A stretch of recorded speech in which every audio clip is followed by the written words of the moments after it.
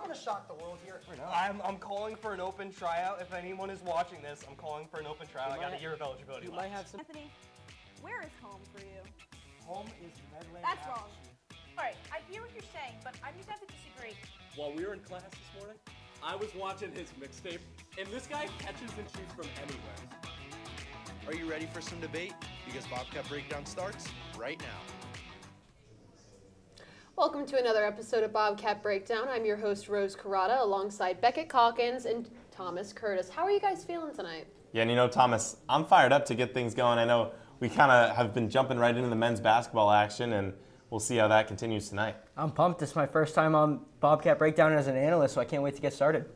Well, how about we jump right into the debate with some basketball? The men's basketball team is currently ranked number 1 overall with 166 points, and the women's basketball team is tied for number 3 with the Niagara Purple Eagles, who each have 132 points.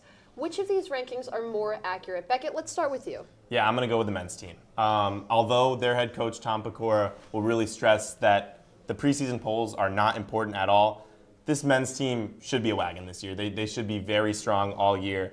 They're returning pretty much all their key players from last year, aside from Matt Blanc, and they're really adding on with 5 talented freshmen alongside a big transfer in Ryan Mabry, who's going to start at that 2-guard spot. There might be some growing pains like we saw last night against Yale, kind of not being able to find any type of offensive production really, and they have been struggling to guard man-to-man. But overall, I really do think this men's team is deserving of that number 1 ranking. I think the women's team might struggle a little bit, kind of early on, especially. They're young as well, and they just don't quite have as high of a ceiling as the men's squad does because they're blocked by the Fairfield Stags, who are becoming almost a national powerhouse from the MAC Conference, going down, defeating Arkansas, an SEC opponent. Fairfield was ranked last year, and look for them to kind of creep back into the AP poll once again this year. So you mentioned Fairfield, and I'm going to use Fairfield here because they're number 1. I think 3 is a good ceiling for Quinnipiac women's basketball. I think that was more accurate.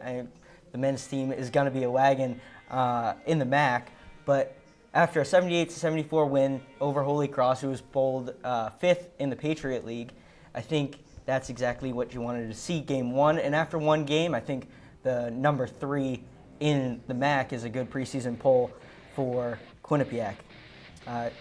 Gal Raviv had a great game, 22 points, and her performance was really encouraging for that number 3 spot. Yeah, Thomas, the only thing that I really disagree with that you said is the Fairfield aspect. Fine, they're going to be 1, but I just don't see how Quinnipiac gets to 3 because I think they're blocked by Siena. Siena's very strong every year. They're going to be fantastic this year. And then Niagara, Quinnipiac has had their struggles against the Purple Eagles each of the last few seasons. They can't break the full man-to-man pressure, full court, and that's been a huge theme. I think that's 3 teams easily that are in front of the Bobcats. I really do think their ceiling's 4-5, and look for them to finish somewhere in the middle of the MAC this year.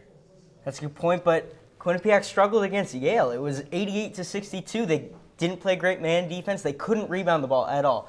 All right, well, we can move on to our next question with that, because the men's basketball team did fall to Yale on Monday, 88-62, struggling to score outside of Amari Monroe. Who do you guys think can step up behind Monroe and provide points? Thomas, the floor is yours. I think it's going to have to be Ryan Mabry, the transfer that you mentioned out of Miami, Ohio. He's a junior. He was all-MAC freshman, and that's MAC in 2022. He's touted for his 3-point shooting, 36% at Miami in 2023.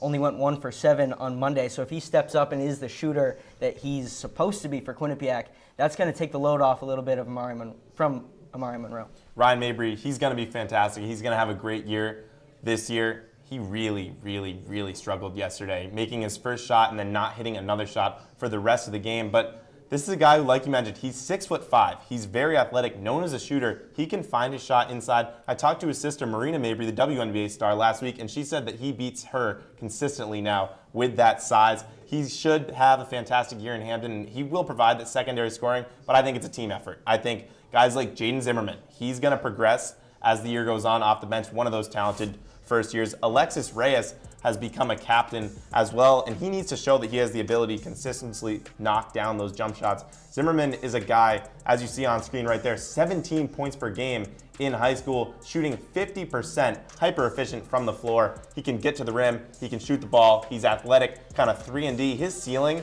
not on a NBA level, is like a James Harden type player in the MAC, and he'll be fantastic and try and provide a scoring spark off the bench. And he's not afraid to get his shots up either. He's ready to go to the rim and put it up. He's not afraid to get into the paint. So that's what I really like about Zimmerman. I like that point. And Paul Otieno needs to be more aggressive. If you want anything from him down low, he's good in the pick and roll and he passes the ball well out of it in the high post, but you're going to need some offensive production from him down low. And then, Thomas, you mentioned offensive production, and you mentioned Paul Otieno needing to be more aggressive. How about Savion Lewis? We know this is a guy who can dish and create for his teammates. He needs to look for his own shot. He's in year 7. He needs to start putting the ball in the basket here. And in New Haven, he's getting to the rim. He was just passing out of it. I'd like to see him go up more off the glass. He's a capable mid-range jump shooter. Okay. I apologize. I do think we're going to have to move over to the women's side. Gal Raviv, as we mentioned earlier, started at point guard and scored 22 points yesterday at Holy Cross. Can she maintain this dominance as a first-year running offense? Beckett, I'll let you continue. Thomas, I'm going to go with yes on this one. Raviv, she's legit. She does not play or look like a first year. She's a dog. She's a great leader in the locker room. She takes her time. She makes the right decisions on each of her plays. She plays like a vet, and she has a super high IQ. Before she came to Quinnipiac, she was playing U18 Euroball, and that really, really helped her develop. In the first game, she scored 22 points, recording 5 rebounds and 4 assists. As you look at the numbers for the rest of the team, Raviv nearly had half of the team's points. I don't think that will continue, Thomas, but she's someone who's going to really be a star in the making for the Bobcats this year. And she didn't score efficiently. She took 27 shots. She made 8 from the field. But what is good to me about that is she had the green light day one. There was no first game jitters for Raviv. She was ready to shoot the ball, and that's going to continue throughout the season. Her role is going to expand more than it shrinks. Absolutely. And Trish Fabry's a coach that will throw you into the fire early, but if she's doing that, she has to trust you, which means Raviv has already kind of built that rapport with the Bobcats coaching staff. Certainly a good look for her and the team moving forward. All right, well, it's time for our first break of the evening, but don't go anywhere. When we return, we'll be heading to the hype meter to talk about the winter sports.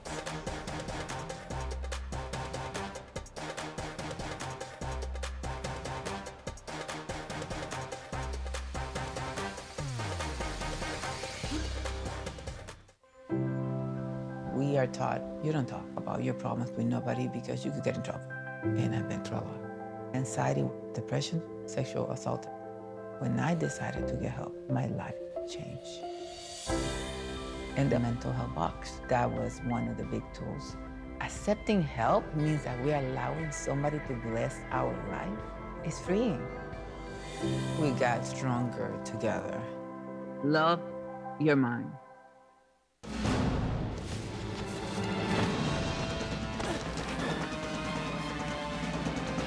Even the mighty might not see it coming.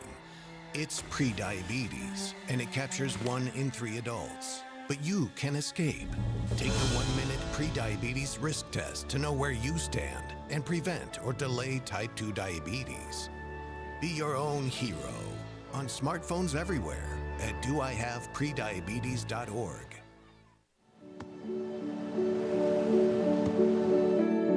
I don't remember how it started. Go to that. Our back and forth. It always came back. Dad! You probably don't remember what you told me, That was perfect. but I heard every word.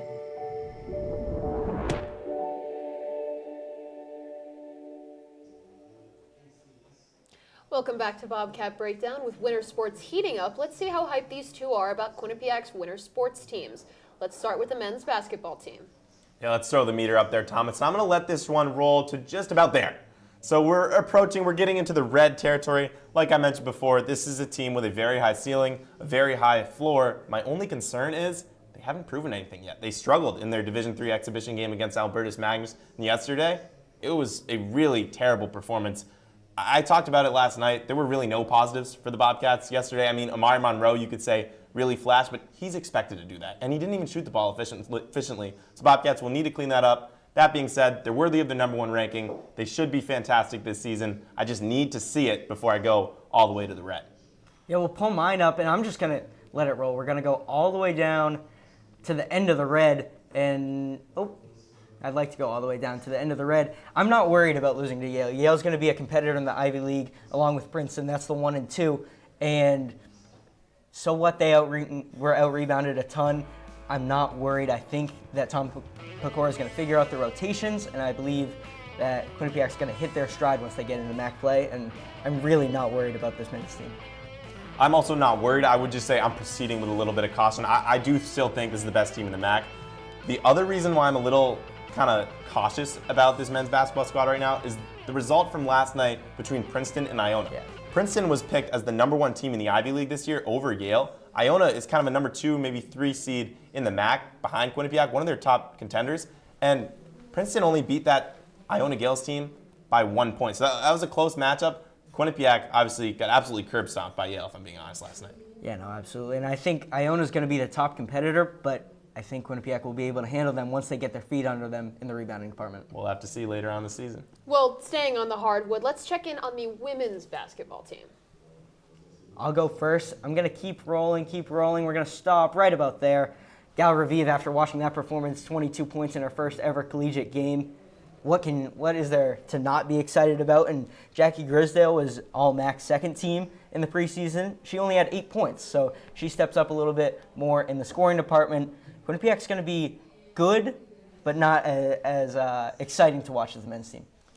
We'll throw mine up there, Thomas. I'm going to stop it a little earlier than you are right there. So we're not quite in the red, kind of about halfway up. Their ceiling is a little bit lower than the men's team. You kind of mentioned that. But they do have a strong incoming class, and they have very impressive depth.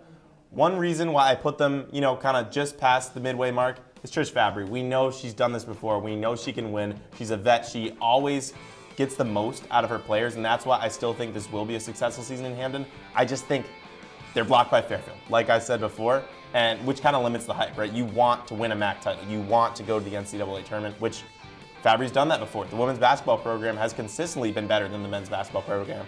I just think this is the year that the men's team is deserving of the hype more than the women's side. I agree. All right, well, this has been a lot of basketball. So on the women's side of the ice, how hype are you guys for the women's ice hockey team? Yeah, Thomas, this might surprise you, but this is the most hyped I am. Let's let it go all the way. Deep red right there. It's like the Alabama Crimson Tide, bright red over there. I know Zach Naffa loved that reference. I'm pretty hyped up for these guys. 2 huge wins against Clarkson and St. Lawrence. Doyle and Frank look like a really good goaltending duo. And beat reporter Anthony Rossi, he told me that the team's strong defense and forward lines, they're clicking. That's a reason to buy into the hype. Yeah, and I have to agree again. I'm not going as far as you will. I'll go just about where I was with the women's basketball team, but it's building. I wasn't as excited to start the year, and they pulled off a couple big wins. Kaylee Doyle's had a great year, ECAC goaltender of the week, 2 weeks in a row. They've impressed me and succeeded my expectations to start the year. Yeah, this is a team that's going to be fun to watch. And it really is. Hockey season is a long season, right? But they've shown the ability already to win. And that is what has stood out to me. Men's basketball team hasn't done that. Women's basketball team, fine, they won, but it was a narrow win over a mid-tier Patriot League opponent. Women's hockey, they are getting ranked wins back-to-back. An upset over Clarkson, like number 5 in the USCHO poll. Exactly. Well, to finish it off, what are your guys' thoughts on the men's ice hockey team? I'll go first. We're going to get into the yellow. We'll stop it there. It's been tough after the sweep in Orono, and then they lost to UNH at home at M&T Bank Arena. There's not much to be excited about right now. They've got a couple chances this weekend and then against Yale next weekend to build it back up, but those losses really hurt, and they're ranked really low compared to where they have been in recent years.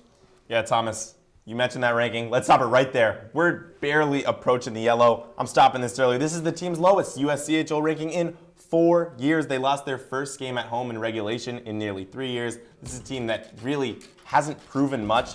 They're 1-2 against ranked opponents this year, and they're really not the favorite to win the conference like they have been the last few years. They've showed success in the past years.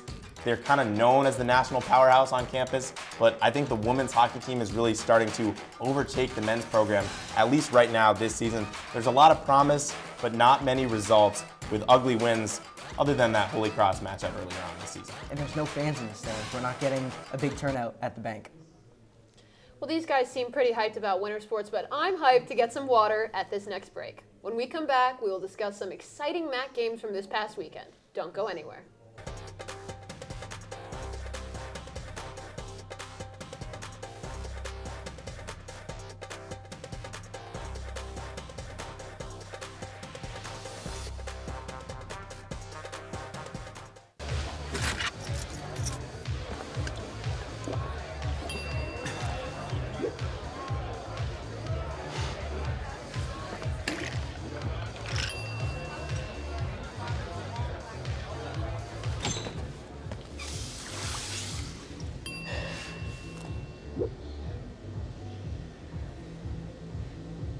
If you need to do something to feel okay to drive, you're not okay to drive.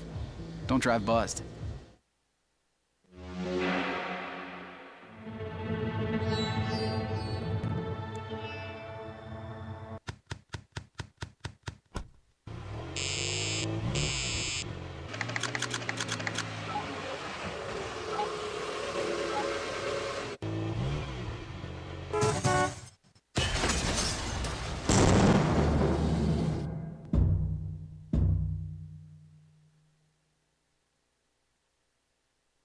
How much difference can one vote make?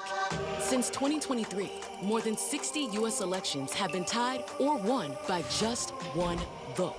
So this fall, your friend could be the tiebreaker.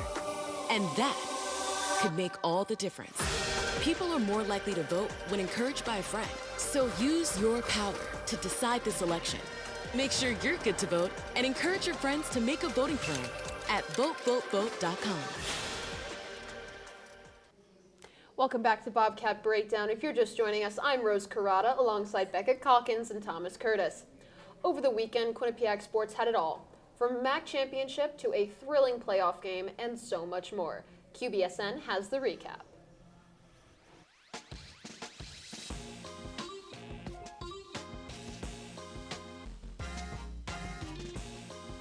This is the magical weekend recap presented by QBSN. Starting this weekend off, the women's cross-country team three-peated in the MAC. Later that day, men's soccer beat Niagara 1-0. Andrew Montessarin scored the lone goal of the game. On Sunday, the women's soccer team beat Iona in the quarterfinal round of the MAC playoffs. Aisling Spillane scored the winning goal for the Bobcats, and the Bobcats will stay alive going farther in this postseason. Volleyball finished the weekend off with a win over the MAC #1 seed, Fairfield University. The Zags took the Bobcats to 5 sets, and Elena Giacomini led the team with 31 kills.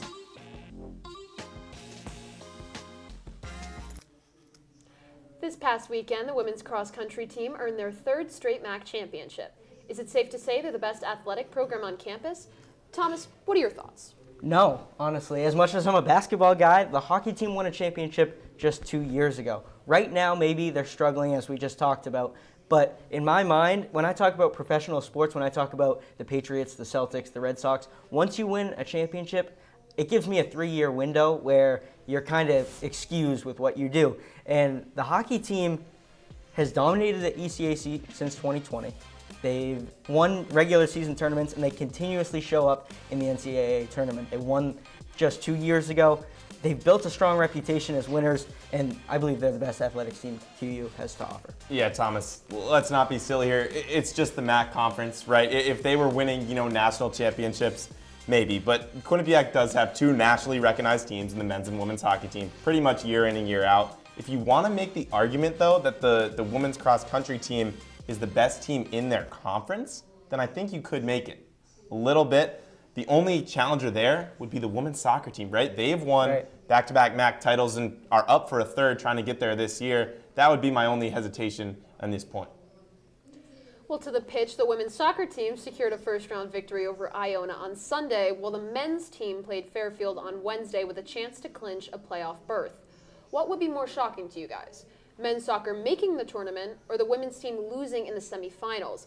Beckett, as the men's soccer beat reporter, start us off. Let me start by saying this men's soccer team should make the tournament. They don't even have to win to get in, right? They could get in. There's a couple scenarios that they could get in with a draw.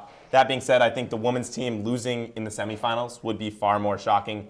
It would be huge for the men's program to get in after a down season a year ago, but that being said, they should. They should be able to get there. This women's team, back-to-back champions, the expectation is to get back to that championship game.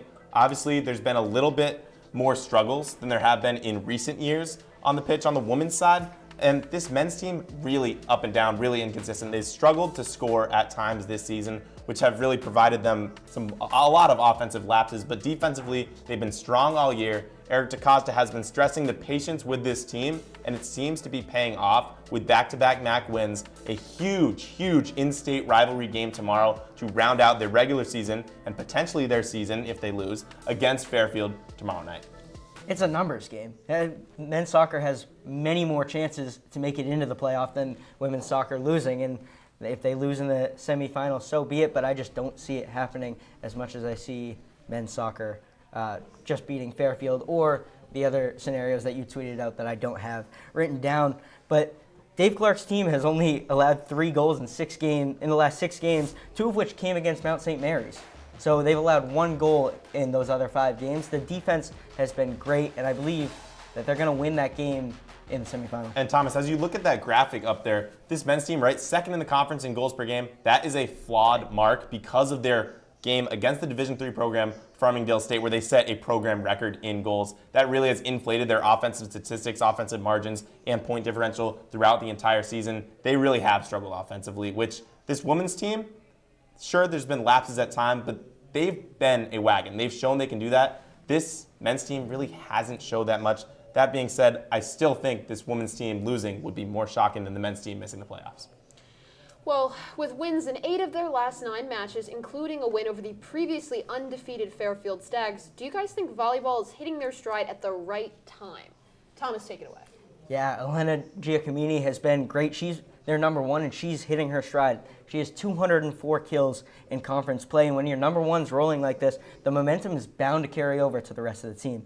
They were 9-1 in October. Their only loss against Fairfield, and the best part about that one, they avenged it Sunday in November. So when your worst loss in October is avenged immediately 2 days into the next month, you have to be hitting your stride. Yeah, Thomas, I also think they are hitting their stride. You mentioned Giacomini, but how about Damla Ganesh? Giacomini has won back-to-back Player of the Week awards in the MAC, and Ganesh, back-to-back Setter of the Week awards. They're really starting to hit their stride at the right time. 9-1 since that loss to Fairfield. Obviously, they've limited their errors. They're expanding their points per game. They also just returned home, right? They started the season, a lot of that was on the road. Now they're home in Burt Con, really hitting their stride. They do get a solid home crowd, and that's really been providing them a spark. They love playing in Hamden. Giacomini had 31 kills, and Ganesh had 58 assists this Sunday alone. Those two are really stepping up and really helping this Quinnipiac women's volleyball squad. And these next 4 are relatively easy. They've beat all 4 of these teams. Siena, they 3-0'd on October 20. Marist 3-1 on October 19th. Iona 3-0 on October 13th. And Manhattan 3-0 on October 12th. So the next 4, they've got a real possibility at finishing the season 15-3 in MAC play, which could give them a chance for the top seed in the MAC. Yeah, I mean, we've seen this women's volleyball team do it before, and we'll see if we can see them do it again. I mean, just a few seasons ago, they went on a really strong late run and eventually clinched themselves a chance in the NCAA tournament, winning the MAC tournament in that postseason. But the Bobcats, we'll see, kind of up and down at the start, right? But now they're kind of becoming a threat in this conference, and you never know what could happen when it comes playoff time. Well, we have to pay the bills just one more time, so it's time for our final break of the night. When we come back, we'll be giving our final roars. We'll see you in 90 seconds.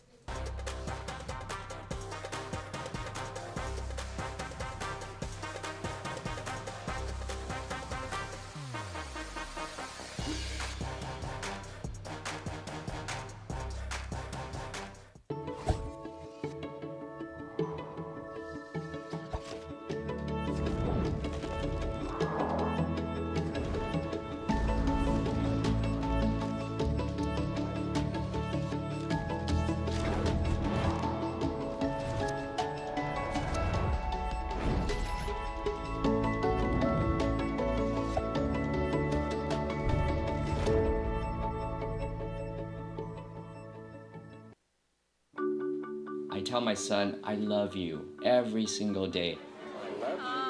Now, my dad has never said that to me. Not because he doesn't love me, but because culturally it wasn't comfortable for him. Now that he's a grandfather, he says, "I love you" to my son every time he sees him. My advice to all the fathers out there, forget the cultural restrictions. They grow up way too fast for you to waste even a single precious moment. Everyone has a ritual, that small thing that keeps us focused. A habit we never skip to clear our minds and elevate our performance. But what do you do to keep your head in the game, to drown out the self-doubt and support your mental health? Because being your best isn't just about taking care of your body. It's about taking care of your mind and mental health. Discover the resources you need to keep your mind focused and your mental health a priority. Welcome back to Bobcat Breakdown. It's time for our final roar, so I'll start us off. As a first year in college, I'll be honest, I was terrified to join Q30. I was terrified to start beat reporting, and I was terrified to come on this show tonight. Since starting my journey in student media, I have consistently been scared of every new step I've taken. But despite my fear, I always jumped headfirst into every new experience. If I hadn't, I wouldn't be where I am today. I wouldn't have joined the club that has opened me up to so many possibilities. I wouldn't be learning more about sports every day, and I wouldn't have made the friends that I spend my nights editing with. The rewards I've gotten since taking these steps have outweighed my fears 10 to 1. I know it's easier said than done, and yes, it's scary. But if you don't face that fear, if you don't take that first step, you'll never discover that special something that you find yourself wanting to pour all of your time into. Whether it's something as simple as signing up for a club or as terrifying as applying for a position at your dream job, you don't deserve to be limited by your fear. Feel it, accept it, and learn that it doesn't define you. One thing everyone always talks about when it comes to college sports is having a strong veteran presence in the locker room. When the men's ice hockey team won the national championship in 2023, they had 12 upperclassmen on the roster. That group included players like Ethan DeYoung, Zach Metza, and Skylar Brindamore, who had an impact on the team that went beyond the ice. In the locker room or at practice, they knew exactly what being a successful collegiate hockey player looked like and exemplified it for young players. For the basketball team, Tom Pecora has emphasized all preseason that the Bobcats need their guys with experience, such as Savion Lewis, Paul Otieno, or Alexis Reyes, to be that kind of leader for this program. No matter what kind of talent a squad has, no matter the amount of time they put into practice or in the film room, a team without players that take the reins when the going gets tough is not one that can be successful. So as we gear up for what should be an eventful winter season around campus, and everyone looks to make predictions as to how far each team will go, we must remember, a team will only go as far as its leaders take them. College athletics are catered to the top teams. Mid-major colleges have their top talents poached through the transfer portal all the time, having the ability to offer more in NIL and better facilities. And yet, Quinnipiac has been able to retain talented players who have had opportunities to leave, and no team may be a better example than the men's basketball team. The MAC has had multiple talented players leave the conference for better opportunities. Jalen Pickett and Walter Clayton Jr.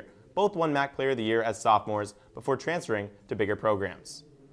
Last year, 3 players were sophomores who were named to the All-MAC first or second teams. 2 of the 3 players moved on, but 1 stayed true. That would be Amari Monroe.